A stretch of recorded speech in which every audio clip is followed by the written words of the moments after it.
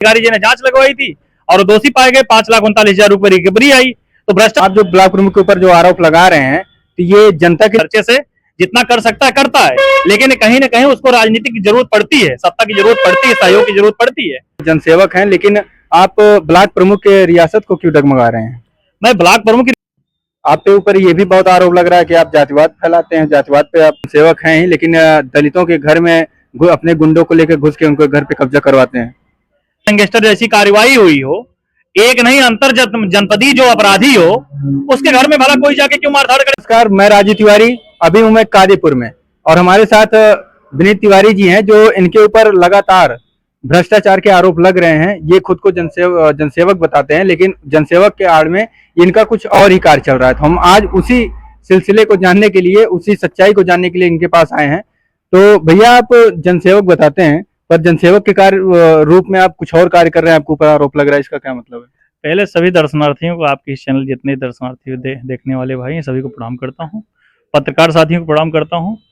मैं जनसेवक खुद से नहीं कहता, नहीं कोई खुद से जनसेवक होता है। समाज, जनता जिसको चाहती है वो जनसेवक बनता है और जनसेवक होता है। अब आप किस आरोप की बात कर रहे हैं वो बताएंगे, फिर उस पर मैं बात करूंगा। नहीं, आपके ऊपर ये आरोप लगाया जा रहा है कि आप जनसेवक हैं ही, लेकिन दलितों के घर में अपने गुंडों को लेकर घुस के उनको घर पे कब्जा करवाते हैं। ये आरोप पूरी तरह निराधार है।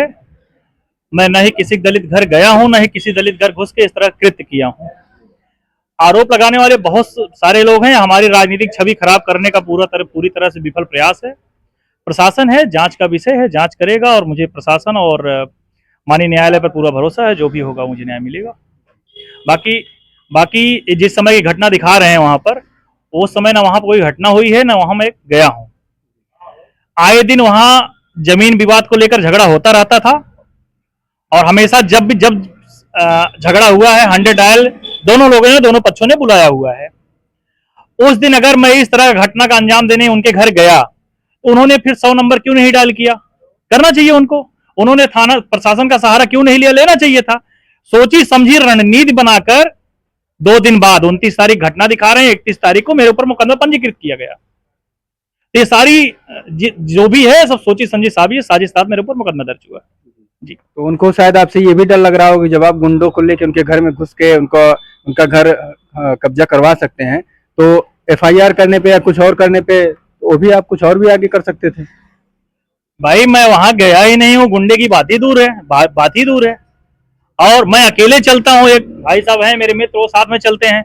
मैंने कोई गनर लेके चलता हूँ, ना माफिया तंत्र मेरा कहीं रिकॉर्ड है। आज तक मेरे ऊपर कोई आपराधिक मुकदमा नहीं पंजीकृत है। तो ये आरोप लगाना निराधार है, और जनता सब जानती है, समझती है। बाकी प्रशासन न्याय करेगा।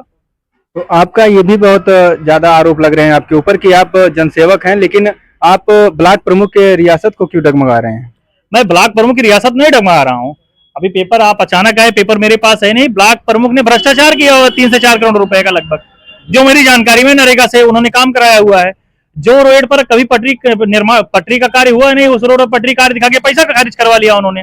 करौदी कला, एक कनरवल मेहपुर मार्ग है, उस पर जिलाधिकारी जी ने जांच लगवाई थी और दोषी पाए गए, 5,39,000 रुपए रिकवरी आई। तो भ्रष्टाचारी खुद ही साबित हो गए, इसमें मुझे कहने की जरूरत नहीं है। उसके बाद करौदी रमणिया मार्ग हो गया, उस पर पटरी कार्य करवा कर उन्होंने 23 लाख रुपए लगभग खारिज करवाया हुआ है। तो जनता में कोई इस तरह से भ्रष्ट काम करेगा तो जनता जरूर उसकी आवाज उठाएगी। उसी की आवाज बन के मैं उस बात को रख रहा हूं। तो भ्रष्टाचारी जो होगा उसका भ्रष्टाचारी करना, मुझे डर किस बात का है? तो ये भी आरोप लग रहे हैं कि ब्लॉक प्रमुख के ऊपर आप जो क्षेत्र के नगर पंचायत के जो सदस्य हैं, उनको लेके आप उनको न्यायालय तक भेज दिए हैं, उनको बढ़ा चढ़ा के। 36 क्षेत्र पंचायत सदस्य भाइयों की, क्षेत्र पंचायत भाइयों को जो है ग्राम सभा की जनता जिताती है। ग्राम सभा की जनता ने उनको क्षेत्र पंचायत सदस्य बनाया, उन्होंने अपने मत का प्रयोग करके एक ब्लॉक प्रमुख बनाया। ब्लॉक प्रमुख ने जब उन लोगों ने जब देखा कि ब्लॉक प्रमुख भ्रष्टाचार कर रहा है, तो उन लोगों ने उसका विरोध किया। 36 क्षेत्र भाई जिलाधिकारी के पास अविश्वास समर्थन दिए। जिलाधिकारी के पास ब्लॉक प्रमुख ने फर्जी 12 शपथ पत्र दिया, जिसके आधार पर अविश्वास प्रस्ताव को जिलाधिकारी महोदय ने रोक दिया। 36 क्षेत्र पंचायत भाई जो है न्यायालय गए, न्यायालय से उनको विजय श्री प्राप्त हुई। माननीय हाईकोर्ट खंडपीठ लखनऊ ने अविश्वास प्रस्ताव को स्वीकार कर लिया, जिसको बचाने की भरपूर कोशिश ब्लॉक प्रमुख प्रणीत सर्वेश मिश्रा द्वारा की गई, लेकिन बच नहीं पाई। तो उनको लास्ट में सुप्रीम कोर्ट माननीय न्यायालय का सहारा लेना पड़ा। मामला न्यायालय में लंबित है। तो आप जो ब्लॉक प्रमुख के ऊपर जो आरोप लगा रहे हैं तो ये जनता के लिए है या आपकी कोई पर्सनल दुश्मनी उनसे निकाल रहे हैं? हमारी कोई पर्सनल दुश्मनी आज तक किसी से है ही नहीं, मेरा कोई विरोधी है ही नहीं, ना मेरा कोई दुश्मन है, तो मैं क्यों पर्सनल दुश्मनी उनसे निकालूंगा? आप हमें ये नहीं समझ आ रहा, तो आप ब्लॉक प्रमुख की कुर्सी पर क्यों इतना उछल पुछल मचा रहे हैं? मतलब क्या आप एक जनसेवक हैं तो आप जनता की सेवा कीजिए ना, तो आप उनके ऊपर क्यों इतना भ्रष्टाचार लगा रहे भाई हैं? मैं जनता की सेवा ही कर रहा हूँ, ये जनता की ही आवाज उठा रहा हूँ। अगर कोई क्षेत्र का जनता का पैसा आ रहा है उसको लूटेगा तो मैं उस पर आवाज ना उठाऊं तो जनता परेशान ऑलरेडी हो जाएगी, तो मैं उस पर आवाज उठा रहा हूं, तो जनता की भलाई के लिए उठा रहा हूं, तो उठाना चाहिए। मैं तो चाहूंगा सब लोग उठाएं। क्या आपको लगता है कि जो ब्लॉक कार्यालय है उसमें भ्रष्टाचार का अड्डा बन चुका है वो? मैं तो कह रहा हूं ब्लॉक प्रमुख की जो कुर्सी होती, मैं तो कभी नहीं देखा वहां ब्लॉक प्रमुख बैठा है, कभी ताला खुलता ही नहीं वहां का, तो भ्रष्टाचार होगा, लूट तो मचेगी, तो स्वाभाविक है भ्रष्टाचार हो रहा है, उसमें कौन सी दो राय है। तो आपके यहाँ के ब्लॉक प्रमुख कौन है? हमारे यहाँ के ब्लॉक प्रमुख विनोद गौतम है, लेकिन सिर्फ नाम के ब्लॉक प्रमुख है, उनका सारा कार्यभार सर्वेश मिश्रा संभालते हैं। ये भी तो गलत बात है, क्योंकि जो ब्लॉक प्रमुख है उसको सारा कार्यभार, सारा राइट उसके हाथ में होना चाहिए, तो वो क्यों बीच में आ रहे हैं फिर? अब ये क्वेश्चन आप उनसे कीजिएगा। मैं चाहूंगा, आपसे आग्रह भी करूंगा, जितने भी पत्रकार साथी हैं, क्वेश्चन आप उनसे करें कि आप इस तरह कृत्य क्यों कर रहे हैं, आपके ऊपर जो भ्रष्टाचार साबित हुआ है, जिला अधिकारी ने जांच करवाई है, उस पर आप क्या कहना चाहेंगे, आप एक बार उनसे पूछिए। तो आप जब जनसेवक हैं तो आप राजनीति में क्यों आ रहे हैं फिर? राजनीति जनसेवक जो होता है वो सारा काम जनसेवा भाव अपने अपने पर्सनल खर्चे से जितना कर सकता है करता है, लेकिन कहीं ना कहीं उसको राजनीति की जरूरत पड़ती है, सत्ता की जरूरत पड़ती है, सहयोग की जरूरत पड़ती है, इसलिए राजनीति में कदम रखना जरूरी। बाकी जनता चाहेगी रखेंगे, जनता नहीं चाहेगी नहीं रखेंगे। तो आप समाज के लिए ये सब कर रहे हैं? ये तो समाज खुद बताएगा, ये तो आप समाज में जाकर घर घर पूछेंगे, शायद समाज आपको बताएगा। तो आप समाज के लिए अभी तक कितने बड़े बड़े कार्य कर चुके हैं जो कि ब्लॉक प्रमुख द्वारा नहीं हुआ है? किसी का नाम लेकर मैं अपमानित करने का काम नहीं करता, इसलिए मैं वो चीज वहीं छोड़ दूंगा। बाकी मैं जो काम किया हूं ये जनता बताएगी, जनता के माध्यम से आप पता कर सकते हैं। आपके ऊपर ये भी बहुत आरोप लग रहा है कि आप जातिवाद फैलाते हैं, जातिवाद पे आप मुद्दे पर बात करते हैं। मेरे साथ अक्सर सभी कास्ट के भाई चलते हैं और रहते हैं, मैं सभी कास्ट के भाइयों का सम्मान करता हूं, मैं सबको अपना एक परिवार समझता हूं। और मैं ये जो लोग बोलते हैं, आज जो लोग चलते हैं, वो लोग अगर एक एससी भाई के यहाँ चाय नहीं पीते होंगे, मैं चाय भी पीता हूँ।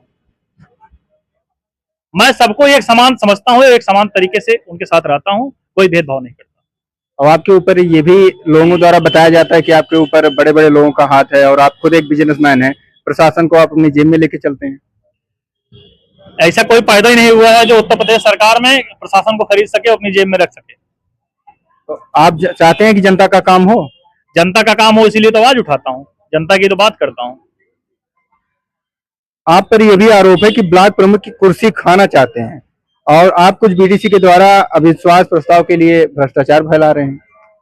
मैं किसी की कुर्सी नहीं खाना चाहता, पहले तो क्लियर कर दूं। मैं चाहता हूं बने रहें, लेकिन विकास करें, विकास करेंगे तभी बने रहेंगे।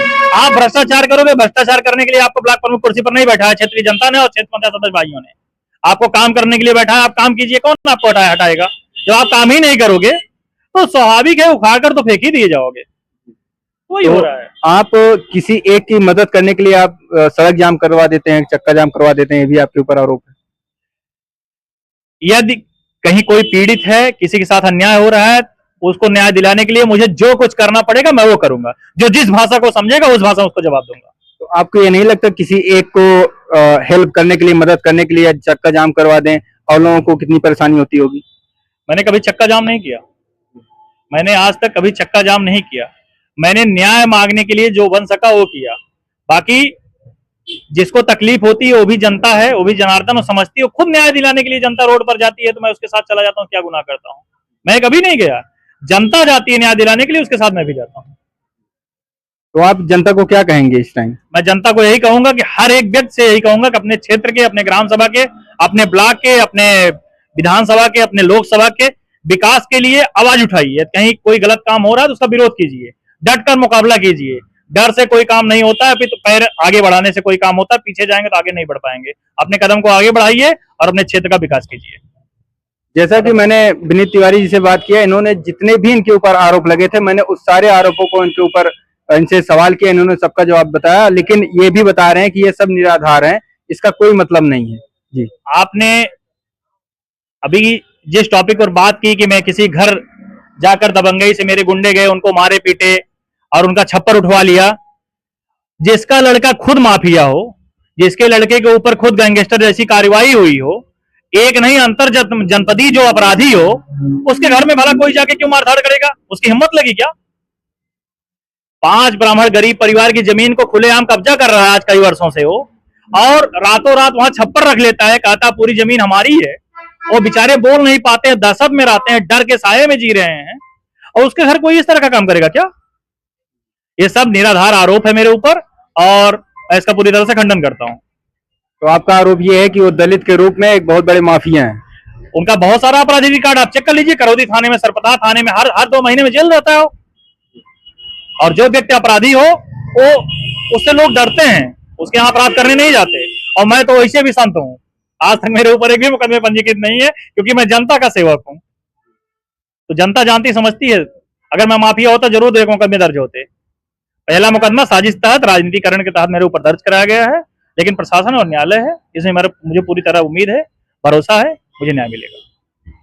जैसा कि मैंने इनसे सारे सवाल किए और जितने भी इनके ऊपर आरोप लगाए गए हैं वो सारे के सारे निराधार बताए गए हैं और ये निरस्त कर रहे हैं उन सबकी। जय हिंद।